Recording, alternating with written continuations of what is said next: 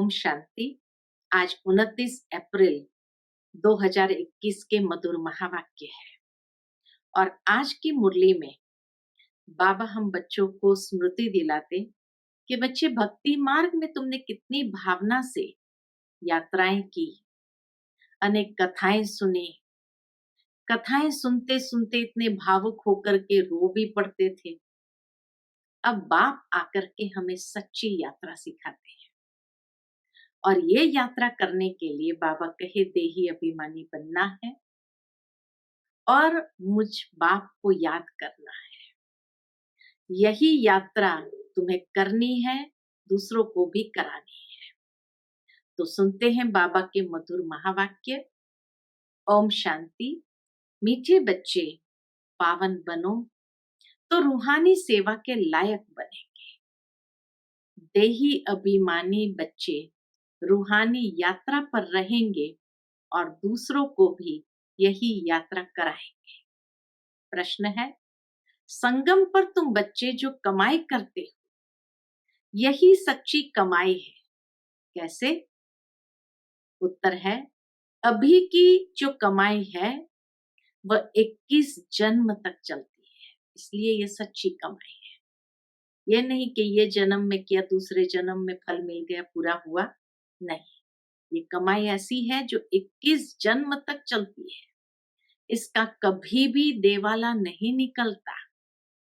ज्ञान सुनना और सुनाना, याद करना और कराना, यही है सच्ची सच्ची कमाई जो सच्चा सच्चा बाप ही तुम्हें सिखलाते हैं। ऐसी कमाई सारे कल्प में कोई भी कर न सके।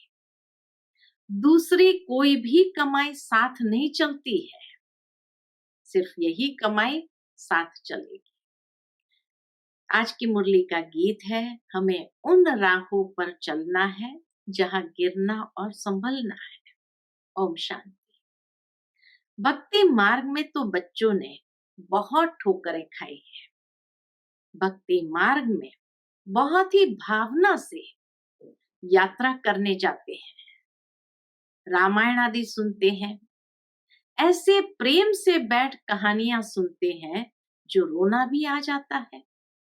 हमारे भगवान की सीता भगवती को रावण डाकू ले गया, फिर सुनने समय बैठ रोते हैं। यह है सब दंत कथाएं जिससे फायदा कुछ भी नहीं। पुकारते भी है, हे पतित पावन आओ, आकर हम दुखी आत्माओं को सुखी बनाओ।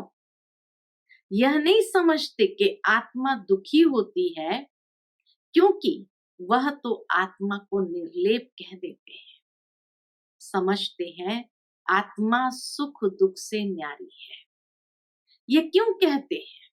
क्योंकि समझते हैं परमात्मा सुख दुख से न्यारा है, आत्मा निर्लेप है। ये क्यों समझते हैं? क्योंकि बाबा कहे वो समझते परमात्मा सुख दुख से न्यारा है। तो बच्चे फिर सुख दुख में कैसे आएंगे? इसलिए आत्मा को भी सुख दुख से न्यारा कह देते हैं। इन सब बातों को अब बच्चों ने समझा है। इस ज्ञान मार्ग में भी कभी ग्रहाचारी बैठती है, कभी कुछ होता है, कभी प्रफुल्लित होते रहते, कभी मुरझाया हुआ चेहरा रहता। बाबा कहे इस ज्ञान मार्ग में भी कभी ग्रहाचारी बैठती, कभी कुछ होता, कभी प्रफुल्लित रहते, कभी मुरझाया हुआ चेहरा रहता।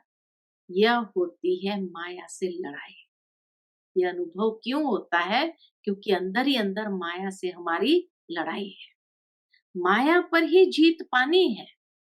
जब बेहोश होते हैं तब संजीवनी बूटी दी जाती है। कौन सी है संजीवनी बूटी जो बाबा आकर देते हैं? मन मना भव, ये है संजीवनी बूटी। जब माया ने अगर बेहोश कर दिया, विजयी हो गई माया, तो बाबा आकर संजीवनी बुट्टी सुंघाते हैं। संजीवनी बुट्टी बाबा की है मन माना। भक्ति मार्ग में चहचटा बहुत है। देवताओं की मूर्ति को कितना श्रृंगारते हैं, सच्चे जेवर पहनाते हैं। वह जेवर तो ठाकुर की प्रॉपर्टी हुई। ठाकुर की प्रॉपर्टी सो पुजारी व ट्रस्टी की हो जाती है। तुम बच्चे जानते हो कि हम चैतन्य में बहुत हीरे जवाहरों से सजे हुए थे। यहाँ तो देवताओं को कुछ नहीं पहनाते, इतने बाबा के हीरे जवाहरों से सजे हुए थे। फिर जब पुजारी बनते हैं तो भी बहुत जेवर पहनते हैं। अब कुछ भी नहीं है। चैतन्य रूप में भी पहने, फिर जड़ रूप में भी पहने। सतयुग त्रेता में चैतन्य रूप में पहने, फिर द्वापर में जड़ रूप में भी पहने। अब नो जेवर। कलयुग में पहन के भी नहीं निकल सकते, बिल्कुल साधारण है। बाप कहते हैं मैं साधारण तन में आता हूँ, कोई राजाई आदि की ठाठ बाट नहीं है। सन्यासियों के भी बहुत ठाठ बाट होते हैं। अभी तुम समझ गए हो बरोबर सतयुग में कैसे हम आत्माएं पवित्र थी, शरीर भी हमारे पवित्र थे। उन्हों का श्रृंगार भी बहुत अच्छा रहता है। कोई खूबसूरत होते हैं तो उनको श्रृंगार का भी शौक रहता है। तुम भी खूबसूरत थे तो बहुत अच्छे अच्छे जेवर पहनते थे सतयुग में। स्मृति दिलाते बाप। हीरो के बड़े हार आदि पहनते थे। यहाँ हर चीज सांवरी है, इसीलिए चांदी के जेवर भी ऑक्सीडाइज वाले पहनते हैं। सांवरी है ना। देखो गौएं भी सांवरी होती गई है। बाबा जब श्रीनाथ द्वारे गया था तो बहुत अच्छी गौएं थी। श्रीनाथ द्वारे में बहुत अच्छी गौएं थी। कृष्ण की गौ बहुत अच्छी दिखाती है। यहाँ तो देखो कोई कैसी कोई कैसे है, क्योंकि कलयुग है ना। बाबा कहे यहाँ देखो कोई कैसे है कोई कैसे है, क्योंकि कलयुग है। ऐसी गौएं वहां होती नहीं। तुम बच्चे विश्व के मालिक बनते हो, तुम्हारी सजावट भी वहां ऐसी सुंदर रहती है। विचार करो, गौएं तो जरूर होनी चाहिए। सतयुग में गौएं तो जरूर होनी चाहिए। वहां की गौओं का गोबर भी कैसा होता होगा, कितनी ताकत होगी। जमीन में डालते हैं तो कितनी ताकत होगी। जमीन को खाद चाहिए ना, खाद डाली जाती है तो अच्छा अनाज पैदा होता है। वहां सब चीजें अच्छी ताकत वाली होती है। यहाँ तो कोई चीज में ताकत नहीं है। हर एक चीज बिल्कुल ही पावरलेस हो गई है। बच्चियां सूक्ष्म वतन में जाती थी, कितने अच्छे अच्छे बड़े फल खाती थी, शुभी रस आदि पीती थी। ये सब साक्षात्कार कराते थे। बाबा सब साक्षात्कार कराते थे। माली वहां कैसे फल आदि काट कर देते हैं। सूक्ष्म वतन में तो फल आदि हो न सके, ये साक्षात्कार होता है। वैकुंठ तो फिर भी यहाँ होगा ना। मनुष्य समझते हैं वैकुंठ कोई ऊपर में है। वैकुंठ न सूक्ष्म वतन में न मूल वतन में होता है, यहाँ ही होता है। यहाँ जो बच्चियां साक्षात्कार करती है वह फिर इन आंखों से देखेंगे। जो साक्षात्कार किया वो बाबा कहे आगे चल करके प्रैक्टिकल इन आंखों से देखेंगे। जैसी पोजीशन ऐसी सामग्री भी रहती है। राजाओं के महल देखो कैसे अच्छे अच्छे होते हैं। जयपुर में बहुत अच्छे अच्छे महल बने हुए हैं। सिर्फ महल देखने लिए मनुष्य जाते हैं तो भी टिकट रहती है। खास वो महल देखने लिए रखते हैं, खुद फिर और महलों में रहते हैं। सो भी अभी कलयुग में यह है ही पतित दुनिया। कोई अपने को पतित समझते थोड़ी है। बाबा कहे कोई अपने को इस दुनिया में पतित समझते नहीं। तुम अभी समझते हो हम तो पतित थे, कोई काम के नहीं थे, फिर हम गोरा बनेंगे। वह दुनिया ही फर्स्ट क्लास होगी। यहाँ भल अमेरिका आदि में फर्स्ट क्लास महल है, परंतु वहां की भेंट में ये तो कुछ भी नहीं है। क्योंकि यह तो अल्पकाल का सुख देने वाले हैं। वहां तो फर्स्ट क्लास महल होते हैं, फर्स्ट क्लास गौवें होती है। हाँ, आज बाबा को गौवें बहुत याद आती है। बाबा के पास भी पांडव भवन में शुरू शुरू में गौवें थी, तो बाबा इसीलिए गौओं को याद करते हैं। वहां ग्वाले भी होते हैं, श्री कृष्ण को ग्वाले कहते हैं ना। यहाँ जो गौओं को संभालने वाले हैं वह कहते हैं हम गुजर, यानी ग्वाले हैं। कृष्ण के वंशावली है, वास्तव में कृष्ण के वंशावली नहीं कहेंगे, कृष्ण की राजधानी के कहेंगे। शाहूकारों के पास गौवें होंगी तो गुजर संभालने वाले भी होंगे। तो सतयुग में भी जब कृष्ण के पास गौवें होंगी तो उसको संभालने वाले भी तो होंगे ग्वाले। यह गुजर नाम सतयुग का है। आज एक नया राज बाबा ने खोला। राजस्थान में गुजर एक जाति है, तो बाबा कहे ये गुजर नाम सतयुग का है। कल की बात है, कल हम आदि सनातन देवी देवता धर्म के थे, फिर पतित बने हैं तो अपने को हिंदू कहला देते हैं। पूछो, तुम आदि सनातन देवी देवता धर्म के हो व हिंदू धर्म के हो? आजकल सब हिंदू लिख देते हैं। हिंदू धर्म किसने स्थापन किया? देवी देवता धर्म किसने स्थापन किया? पूछते हैं बाबा। यह भी कोई नहीं जानते हैं। बाबा ये प्रश्न पूछते हैं, बताओ आदि सनातन देवी देवता धर्म किसने स्थापन किया? शिव बाबा ब्रह्मा द्वारा कर रहे हैं। इस समय कलयुग के अंत में अधर्म का नाश, सत धर्म की स्थापना तो शिव बाबा ब्रह्मा द्वारा कर रहे हैं। राम व शिव बाबा की श्रीमत पर आदि सनातन देवी देवता धर्म स्थापन हुआ। फिर रावण राज्य होता है, विकारों में जाते हैं, भक्ति मार्ग शुरू हो जाता है, तब हिंदू कहलाने लगते हैं। अभी अपने को कोई देवता कह न सके, रावण ने विशस बनाया, बाप आकर वाइसलेस बनाते हैं। तुम ईश्वरीय मत से देवता बनते हो, ऐसे ही देवता नहीं बन जाते हैं। बाबा कहे ईश्वरीय मत या श्रीमत से देवता बनते हो। बाप ही आकर तुम ब्राह्मणों को देवता बनाते हैं। सीढ़ी कैसे उतरते हैं यह तुम बच्चों की बुद्धि में नंबरवार बैठता है। सीढ़ी कैसे उतरते हैं, बाबा कहे यह तुम बच्चों की बुद्धि में नंबरवार बैठता है।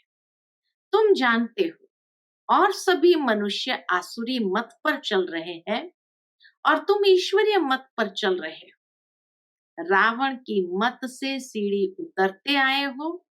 84 जन्म के बाद फिर पहला नंबर जन्म होगा। ईश्वरीय बुद्धि से तुम सारे सृष्टि के आदि मध्य अंत को जान जाते हैं। इस समय बाबा आकर के हम बच्चों को ईश्वरीय बुद्धि का वरदान देते हैं और इसी ईश्वरीय बुद्धि से सारे सृष्टि के आदि मध्य अंत को जान जाते हैं। उसके सिवाय, इस वरदान के सिवाय कोई आदि मध्य अंत को नहीं समझ सकते हैं। यह तुम्हारा जीवन बहुत अमूल्य है, इनकी बहादुरी है, जबकि बाप आकर हमको इतना पावन बनाते हैं। बहादुरी क्या हुई? पावन बनने की बहादुरी है। हम रूहानी सेवा के लायक बनते हैं। वह है जिस्मानी सोशल वर्कर जो देह अभिमान में रहते हैं। तुम देही अभिमानी हो, आत्माओं को रूहानी यात्रा पर ले जाते हो। बाप समझाते हैं तुम सतो प्रधान थे, अभी तमो प्रधान बने हो। सतो प्रधान को पावन, तमो प्रधान को पतित कहा जाता है। आत्मा में ही खाद पड़ी है, आत्मा को ही सतो प्रधान बनाना है। जितना याद में रहेंगे उतना पवित्र बनेंगे, नहीं तो कम पवित्र बनेंगे। बाबा कहे नहीं तो कम पवित्र बनेंगे, पापों का बोझा सिर पर रह जाएगा। इसीलिए जितना बाबा को याद करेंगे पवित्र बनते जाएंगे, नहीं तो पापों का बोझा सिर पर रह जाएगा। आत्माएं तो सभी पवित्र होती है, फिर एक का पाठ अलग है। बाबा कहे सब पवित्र सभी बनती है, लेकिन हर एक का पाठ अलग है। सबका एक जैसा पाठ हो न सके। सबसे ऊंच बाबा का पाठ, फिर ब्रह्मा सरस्वती का कितना पाठ है। जो स्थापना करता है वही पालना भी करता है। बड़ा पाठ उनका है। पहले है शिव बाबा, फिर है ब्रह्मा सरस्वती जो पुनर्जन्म में आते हैं। शंकर तो सिर्फ सूक्ष्म रूप धारण करते हैं। ऐसे नहीं कि शंकर कोई शरीर का लोन लेते हैं। कृष्ण को अपना शरीर है। यहाँ सिर्फ शिव बाबा शरीर का लोन लेते हैं। सारे कल्प में शिव बाबा के सिवाय और कोई शरीर का लोन नहीं लेते हैं। पतित शरीर पतित दुनिया में आकर सेवा करते हैं। कौन सी सेवा करते हैं? मुक्ति, जीवन मुक्ति में ले जाने की। ये है बाबा की सेवा। पहले मुक्ति में जाना पड़े। नॉलेजफुल एक ही बाप पतित पावन है, उनको ही कहते हैं शिव बाबा। शंकर को बाबा कहते शोभता नहीं है। शिव बाबा अक्षर बहुत मीठा है। शिव के ऊपर कोई अक चढ़ाते हैं, कोई क्या चढ़ाते हैं, कोई दूध भी चढ़ाते हैं। बाप बच्चों को अनेक प्रकार की समझानी देते रहते हैं।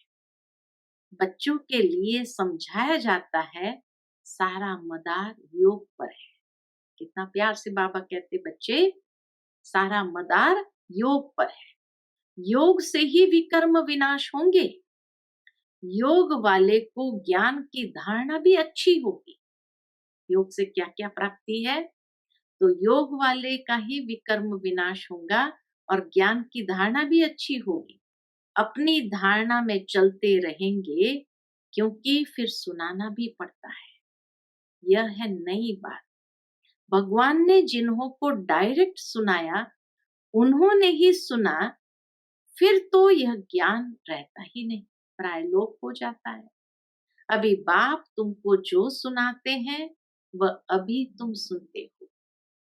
धारणा होती है, फिर तो प्रारब्ध का पाठ बजाना होता है। ज्ञान सुनना सुनाना अभी होता है। सतयुग में यह पाठ नहीं होगा। सतयुग में यह पाठ नहीं होगा। वहां कोई किसी को ज्ञान सुनाएगा नहीं। वहां तो है ही प्रारब्ध का पाठ। मनुष्य बैरिस्ट्री पढ़ते हैं, फिर बैरिस्टर बन कमाते हैं। ये कितनी बड़ी कमाई है, इनको दुनिया वाले नहीं जानते। तुम जानते हो, सच्चा बाबा हमको सच्ची कमाई करा रहे हैं। हम ये जानते हैं सच्चा बाबा हमें सच्ची कमाई करा रहे हैं। सच्ची कमाई क्यों कहा है इसको? इनका कभी देवाला निकल ना सके, इसलिए ये सच्ची कमाई है। अभी तुम सच की कमाई करते हो, वह फिर 21 जन्म साथ रहती है। वह कमाई साथ नहीं देती, यह साथ देने वाली है। तो ऐसी कमाई को साथ देना चाहिए। यह बातें तुम्हारे सिवाय और कोई की बुद्धि में नहीं है। तुम्हारे में भी घड़ी घड़ी कोई भूल जाते हैं। क्या कहते बाप? तुम्हारे में भी घड़ी घड़ी कोई भूल जाते हैं। बाप और वर्षे को भूलना नहीं चाहिए। बस बाप एक ही है, बाप को याद करो। जिस बाप से 21 जन्म का वर्षा मिलता है, 21 जन्म निरोगी काया रहती है, बुढ़ापे तक अकाले मृत्यु नहीं होती, बच्चों को कितनी खुशी होनी चाहिए। बाप की याद है मुख्य। इसमें ही माया विघ्न डालती है, तूफान लाती है। अनेक प्रकार के तूफान आते हैं। तुम कहेंगे बाप को याद करूं, परंतु कर नहीं सकेंगे। याद में ही बहुत फेल होते हैं। योग की बहुतों में कमी है। बाबा ने चार्ट बता दिया, योग की बहुतों में कमी है। जितना हो सके योग में मजबूत होना चाहिए। बाकी बीज और झाड़ का ज्ञान कोई बड़ी बात नहीं है। विस्तार तो बहुत है, लेकिन मुख्य है बीज और झाड़। विस्तार बहुत है, बस योग में मजबूत होना चाहिए।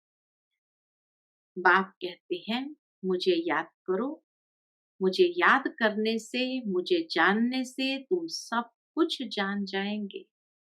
याद में ही सब कुछ भरा हुआ है। स्वीट बाबा शिव बाबा को याद करना है। स्वीट बाबा शिव बाबा को याद करना है। ऊंचते ऊंचे भगवान, श्रेष्ठ ते श्रेष्ठ वह है। ऊंचे से ऊंच वर्षा देते हैं। 21 जन्मों के लिए सदा सुखी अमर बनाते हैं। तुम अमरपुरी का मालिक बनते हो, तो ऐसे बाप को बहुत याद करना चाहिए। कितना याद करना चाहिए? बहुत याद करना चाहिए। बाप को याद नहीं करेंगे तो और सब कुछ याद आ जाएगा। इसीलिए बाबा को याद करो तो बाकी सब चीजें भूल ही रहेंगी। तो इसीलिए बाबा कहे बाबा को बहुत बहुत प्यार से याद करना। अच्छा, मीठे मीठे सिकिलते बच्चों प्रति माता पिता बाप दादा का याद प्यार और गुड मॉर्निंग। रूहानी बाप की रूहानी बच्चों को नमस्ते। हम सब रूहानी बच्चों की रूहानी माता पिता बाप दादा को याद प्यार गुड मॉर्निंग और नमस्ते नमस्ते। शुक्रिया बाबा, शुक्रिया। आज की मुरली से धारणा के लिए मुख्य सार है, पहली पॉइंट, ये ईश्वरीय जीवन बहुत बहुत अमूल्य है। इस जीवन में आत्मा और शरीर दोनों को पावन बनाना है। रूहानी यात्रा में रहकर दूसरों को यही यात्रा सिखानी है। ये जीवन अमूल्य क्यों है? क्योंकि इस जीवन के अंदर ही आत्मा और शरीर दोनों पावन बनती है। दूसरी पॉइंट, जितना हो सके सच की कमाई में लग जाना है। निरोगी बनने के लिए याद में मजबूत होना है। आज का बाबा का मधुर वरदान है, मास्टर नॉलेजफुल बन, अनजान पने को समाप्त करने वाले ज्ञान स्वरूप योग युक्त भव। मास्टर नॉलेजफुल बन, अनजान पने को समाप्त करने वाले ज्ञान स्वरूप योग युक्त भव। मास्टर नॉलेजफुल बनने वालों में किसी भी प्रकार का अनजानपन नहीं रहता। पूरा ज्ञान बाबा ने दे दिया, तो अनजान किस बात में? वह ऐसा कहकर अपने को छुड़ा नहीं सकते कि इस बात का हमें पता ही नहीं था।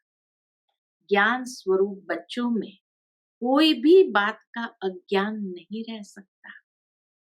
और जो योग युक्त है उन्हें अनुभव होता जैसे पहले से सब कुछ जानते हैं। वह यह जानते हैं कि माया की छम छम, क्या जानते हैं? वह यह जानते हैं कि माया की छम छम रिमझिम कम नहीं है। माया भी बड़ी रौनकदार है, इसलिए उससे बचकर रहना है। जो सभी रूपों से माया की नॉलेज को समझ गए, उनके लिए हार खाना असंभव।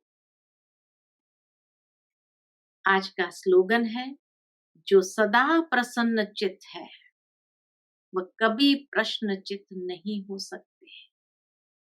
जो सदा प्रसन्न चित्त है वह कभी प्रश्नचित्त नहीं हो सकता। अच्छा, Om Shanti. To watch Peace of Mind channel videos on YouTube, subscribe us on youtube.com/tvpeaceofmind. Just a click for a peaceful life.